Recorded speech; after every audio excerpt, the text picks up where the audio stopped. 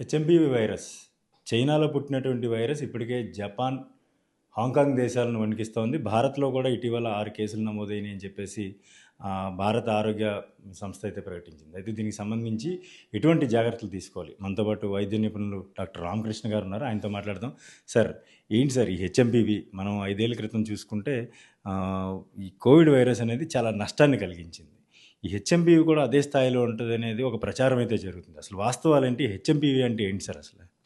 ఈ హెచ్ఎంపివి అనేది ఒక శ్వాసకోశ సంబంధించిన వైరస్ అండి. అయితే ఇది ఎప్పుడో 2001 నుంచి దీన్ని కనుక్కున్నారు. దీని కోవిడ్ అంత తీవ్రతరమైన వైరస్ కాదండి ఇది. సో నేను ప్రజలందరికీ చెప్తున్నది, ఎక్కువ అపోహలు, వాట్సాప్ మెసేజెస్, అన్సైంటిఫిక్ ఫార్వర్డ్స్, ఈ మీడియాలో జరుగుతున్న కొన్ని మీడియాలో జరుగుతున్న హైప్, ఇవి చూసి ప్రజలు దయచేసి ఆందోళన చెందకండి. ఇది సాధారణ ఫ్లూ, సీజనల్ ఫ్లూ అంటారు కదా సార్, ఆ ఫ్లూ లాంటిదే ఇది కూడా.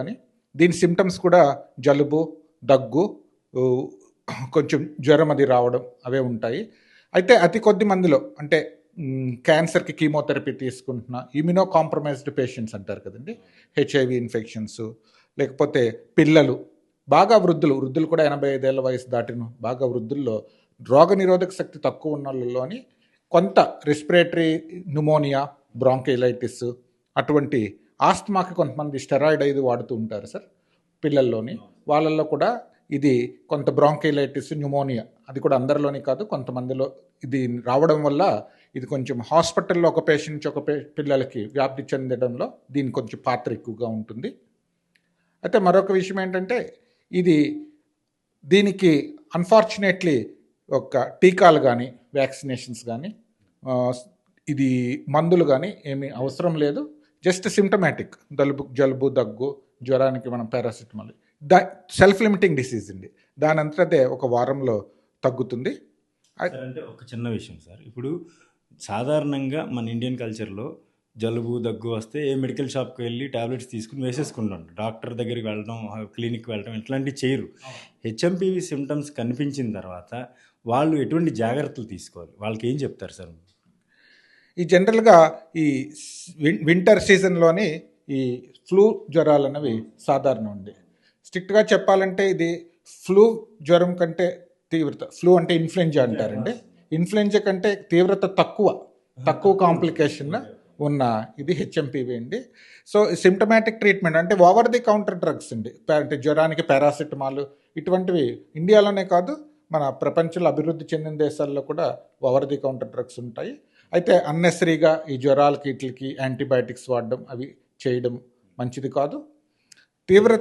నెక్స్ట్ ఒక చిన్న విషయం సార్, ఇప్పుడు నిన్న మనకి ఇండియాలో నమోదైన కేసెస్లో చూసుకుంటే మంత్స్ బేబీస్, అంటే సంవత్సరం లోపు నెలలో వయసు ఉన్నటువంటి పిల్లల్లో కనిపించిందని అంటున్నారు. అట్ ద సేమ్ టైం వాళ్ళని నెక్స్ట్ డేను డిశ్చార్జ్ కూడా చేయడం జరిగింది అన్నారు. అంటే అసలు తీవ్రత ఏ స్థాయిలో ఉంటుంది? దీనికి మందులు, మెడికేషన్ ఎట్లా తీసుకోవాలి? ఒకవేళ మీరు అన్నట్టు రోగ నిరోధక శక్తి తక్కువ ఉన్నటువంటి వృద్ధుల్లో వస్తే ఎటువంటి జాగ్రత్తలు తీసుకోవాలి? వీళ్ళ దగ్గర నుంచి నార్మల్ పీపుల్ని ఎట్లా ప్రొటెక్ట్ చేయాలి సార్? మంచి ప్రశ్న అండి. నిన్న మనం చూసాం, బెంగళూరులో 2, చెన్నైలో 2, ఈరోజు టోటల్ 5 కేసెస్ ఉన్నాయి. దీనికి కూడా ఏమీ ప్యానిక్ అవ్వక్కర్లేదండి, ఎందుకంటే ఎనీ ఫ్లూ ఒక పర్సన్ నుంచి ఒక పర్సన్కి స్పీడ్గానే స్ప్రెడ్ అవుతూ ఉంటుంది. అట్ ద సేమ్ టైము ఇది చైనా నుంచి వచ్చిన వైరస్ కాదు, గ్లోబల్ ప్రెజెన్స్ ఉందండి. ఇందాక చెప్పాను కదా సార్, 2001 నుంచే దీనికి గ్లోబల్ ప్రెజెన్స్ ఉంది. సో మీరు చూశారు, ఈ బాబుని ఒక రోజులోనే డిశ్చార్జ్ చేయడం జరిగింది. నేను ఇందాక చెప్పినట్టు ఇది దానంతటదే ఒక వారంలో తగ్గేది. అయితే ఎప్పుడు మనం వెంటనే హాస్పిటల్ సంప్రదించాలంటే కొన్ని సైన్స్ ఉంటాయండి.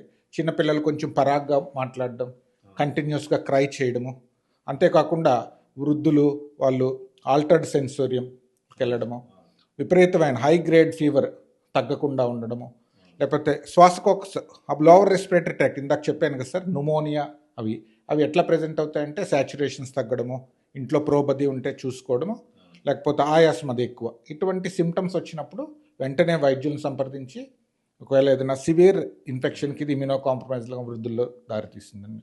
ఎందుకు తొందరగా డిశ్చార్జ్ చేయడానికి కూడా కారణం ఏంటంటే ఇన్ఫెక్టివిటీ వల్ల ఒక బేబీ నుంచి ఇంకొక బేబీకి వెంటనే వ్యాప్తి చెందుతుంది. అంత ప్రమాదకరమైనది కాదు కాబట్టే ఒక 1 రోజుల్లో డిశ్చార్జ్ చేయడం జరిగింది. కోవిడ్ లాగా పాండమిక్ అయ్యే అవకాశం ఉందంటారా? ఇది ముందే చెప్పాను కదా సార్, ఇది కోవిడ్ అంత తీవ్రతరమైన వైరస్ అయితే కాదు. ఫ్లూ లాగా పాండమిక్ అనే కంటే ఇది సీజనల్ ఇది ఉంటుందండి. ఒకేసారి ఒకరి నుంచి ఒకరికి వ్యాప్తి చెందుతూ ఉంటుంది. ఫ్లూ లాగా ఎక్కువ రెస్పిరేటరీ ట్రాక్ట్ ఇన్ఫెక్షన్స్ ఒకేసారి వచ్చే అవకాశం ఉంటుంది. సో మేనేజ్మెంట్ కూడా రీసెంట్ ఈ కోవిడ్ ఎక్స్పీరియన్స్ తోటి మేనేజ్మెంట్ మీన్స్ గవర్నమెంట్ యంత్రాంగం కూడా చాలా ప్రిపేర్డ్గా ఉంది. నిన్న ఐసీఎంఆర్ కూడా ఈ కేసుల గురించి చాలా ఐసీఎంఆర్ అంటే మన భారతదేశంలోనే అత్యధిక ప్రామాణికత కలిగిన సంస్థ. అది కూడా ఇదేమీ కూడా విరులెన్స్ అంటే దాని డిసీజ్ తీవ్రం ఎక్కువగా ఉండదు, ఏమీ వర్రీ కావక్కర్లేదు. ఇది చాలా మైల్డ్ వైరస్సే, మనకున్న స్ట్రెయిన్లో ఏమి మేజర్ మ్యూటేషన్స్ అది జరిగింది కాదు. In spite of that recent Covid experience వల్ల యంత్రాంగం మట్టుకు ప్రిపేర్నెస్, ఒకవేళ మ్యూటేషన్ అది ప్రమాదకరమైన వైరస్గా పరిణితి చెందితే ప్రిపేర్నెస్ గురించి మామూలుగా కూడా మేము ఎప్పుడు చెప్తూ ఉంటాము. జనరల్ ప్రికాషన్స్ అండి, ఇటువంటి ఈ ఫ్లూస్ టైంలోని జనరల్ ప్రికాషన్స్ అంటే చేతులు శుభ్రంగా కడుక్కోవడం, ఈ క్రౌడెడ్ ఏరియాస్ వీలైనంత వరకు అవాయిడ్ చేయడం, తప్పదనుకుంటే తప్పితే. ముఖ్యంగా నెక్స్ట్ మనకి పొంగల్ అది వస్తుంది, ఈ కోడి పందాలు ఇవి అని చెప్పి ఎక్కువగా గ్యాదర్ అవ్వడాలు అవన్నీ చేస్తున్నప్పుడు ఇంకొక ముఖ్యమైన విషయం ఏంటంటే సార్, ఇది హెవీ డ్రాప్లెట్ ఎయిర్ డ్రాప్లెట్ నుంచి స్ప్రెడ్ అవుతుంది కదా సార్. హెవీ డ్రాప్లెట్ స్ప్రెడ్ అండి, లైట్ డ్రాప్లెట్స్ హెవీ డ్రాప్లెట్స్ ఉంటాయి. హెవీ డ్రాప్లెట్స్ వల్ల ఒక 6 feet డిస్టెన్స్ మనం మెయింటైన్ చేసుకుంటే మాస్క్ లేకపోయినా ఒక వ్యక్తి నుంచి ఇంకొక వ్యక్తికి ఆ హెవీనెస్ వల్ల స్ప్రెడ్ కాదండి. ఇన్స్పైట్ ఆఫ్ దట్ అందరూ మాస్కులు ధరించడం, వీలైనంత వరకు గుమిగూడిన ప్రదేశాల్లో లేకపోవడం, general hygienic measures hand washing అది చేసుకోవడం ఎప్పుడు కూడా మంచిదే. ఈ కోవిడ్ వచ్చిన తర్వాత జనం ఈ ప్రికాషన్స్ తీసుకున్న తర్వాత మన భారతదేశంలో ట్యూబర్క్లోసిస్ ఇన్సిడెన్స్ కూడా తగ్గింది. అలాగా ఈ సీజనల్ ఫ్లూస్ అవి కూడా ఖచ్చితంగా తగ్గుతాయి. ఒకవేళ ఎవరికైనా ఈ వైరస్ లక్షణాలు కనిపిస్తే మెడికేషన్స్ తీసుకున్నా కానీ తీసుకోకపోయినా ఎటువంటి జాగ్రత్తలు తీసుకున్నా కానీ ఎన్ని రోజులు ఈ ప్రభావం ఉండే అవకాశం ఉంది సార్? మంచి ప్రశ్న అండి. ఇది కూడా సెల్ఫ్ లిమిటింగ్ డిసీజ్ అండి, దాని అంటే అదే తగ్గిపోతుంది. 1 week అండి, అంటే దీని ఇంక్యుబేషన్ పీరియడ్, అంటే వైరస్ మన బాడీలోకి ప్రవేశించి మనకి సిమ్టమ్స్ వచ్చేయడానికి 4 days పడుతుంది. మనకి సిమ్టమ్స్ వచ్చే వరకు అది ఉన్నట్టు తెలియదు. వన్స్ సిమ్టమ్స్ వచ్చిన తర్వాత ఈ దగ్గు, జలుబు, జ్వరాలు ఇవన్నీ కూడా ఒక 1 weekలో దాని అంతటా అదే తగ్గిపోతుంది.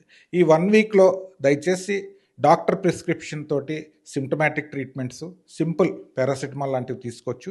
దయచేసి ఈ కొన్ని ఆల్టర్నేటివ్ మెడిసిన్స్, మీకు తెలుసు కోవిడ్లో కూడా చాలా కమర్షియల్ డ్రగ్స్ అవి బయట ప్రతి ఒక్కరు వైద్యాన్ని వ్యాపారం చేసి చాలామంది ఈ పాపం పేద ప్రజలు బాధపడ్డారు. సో నేను పేద ప్రజలు, మధ్యతరగతికి ప్రజలందరికీ నేను విజ్ఞప్తి చేస్తుంది, ఇది చాలా చిన్నది. దీని ఊరిక ప్యానిక్ అయిపోయి అవి ఇవి న్యూస్, రాంగ్ ఇన్ఫర్మేషన్స్ తోటి అనవసరంగా మీ డబ్బులు వృధా చేసుకోవద్దు. మంచి వైద్యుల్ని సంప్రదించండి. ఎటువంటి సహాయ సహకారాలు కావాలన్నా మీకు ఈ హెల్ప్ లైన్ నెంబర్స్ అవి ఉన్నాయి, తప్పకుండా వాళ్ళు మంచి ఇది అందిస్తారు. అయితే హెచ్ఎంపీ వైరస్ గురించి పెద్దగా ఆందోళన చెందాల్సిన అవసరం లేదని డాక్టర్ రామకృష్ణ గారు చెప్తా ఉన్నారు. ఇది సాధారణ జలుబు కంటే కూడా చాలా తక్కువ స్థాయిలో మనిషిపై ప్రభావం చూపిస్తుంది అన్నారు. కానీ ఒకవేళ లక్షణాలు కనిపిస్తే మాత్రం నిర్లక్ష్యం చేయకుండా వైద్యులను సంప్రదించాలి. సంబంధిత అధికారులకు కానీ, వైద్యాధికారులకు కానీ, లేదంటే ప్రైవేట్ అందుబాటులో ఉన్న వైద్యుల దగ్గర మాత్రమే ప్రిస్క్రిప్షన్ తీసుకుని ఆ మందులను వినియోగిస్తే మాత్రం 2-3 రోజుల్లోనే సాధారణ స్థితికి చేరుకోవచ్చని కూడా డాక్టర్ రామకృష్ణ గారు చెప్తా ఉన్నారు.